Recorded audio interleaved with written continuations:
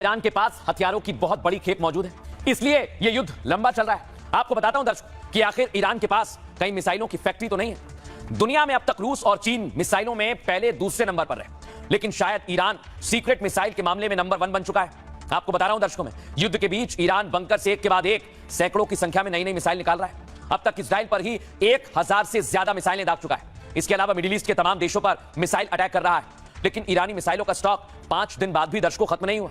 अब पूरी दुनिया हैरान है कि युद्ध में अमेरिका की भी चिंता बढ़ने लगी है। दावा यह कि ईरान एक दिन में करीब 5 बैलिस्टिक मिसाइल बनाने में सक्षम है, जो मैं आपको दिखा रहा हूं, और महीने में करीब हिसाब लगाइए तो 150 से ज्यादा मिसाइलों का उत्पादन कर सकता है। अब ऐसे में आप अंदाजा लगाइए दर्शकों कि जून 2025 में ईरान पर अटैक के बाद खामनेई को अमेरिका और इजराइल की रणनीति पर पहले से ही शक था।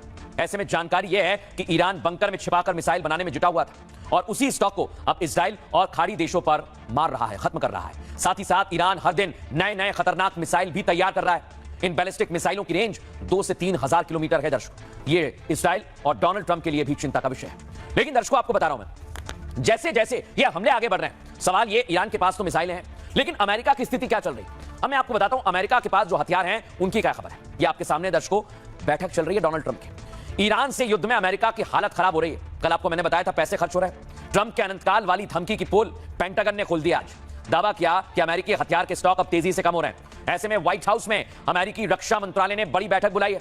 पेंटागन की मीटिंग रक्षा कंपनियों के अधिकारियों के साथ होने वाली है।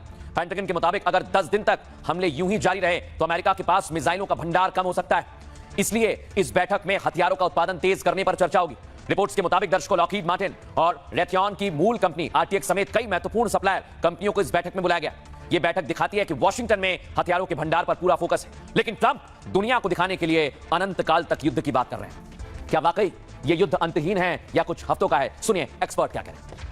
ईरान के 5 शहरों के नीचे अंडरग्राउंड 5 मिसाइल सिटीज बनी हुई हैं।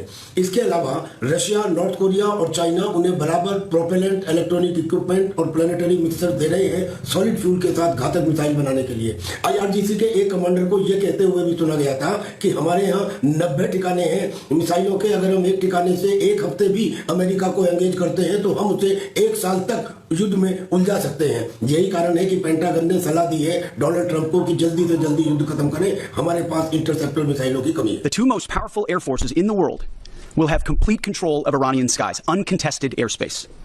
I hope all the folks watching understand what uncontested airspace and complete control means. It means we will fly all day, all night, day and night, finding, fixing, and finishing the missiles and defense industrial base of the Iranian military, finding and fixing their leaders and their military leaders, flying over Tehran, flying over Iran, flying over their capital, flying over the IRGC, Iranian leaders looking up and seeing only US and Israeli air power every minute of every day until we decide it's over.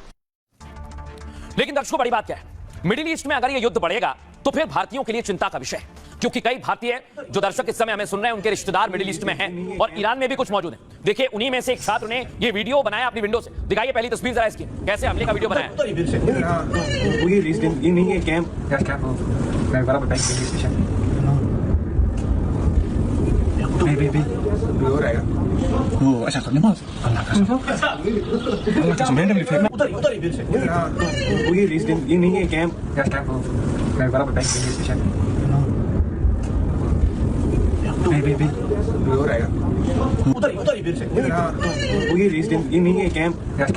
अब दर्शकों देखिए जरा, देखा आपने video बनाया, लेकिन कई लोगों को खाड़ी देशों से भारत वापस लाया जा रहा है। उनको देखिए जरा आप, और चेहरे पर खुशी भी देखिए। दिखाइए फुल फ्रेम इस तस्वीर को।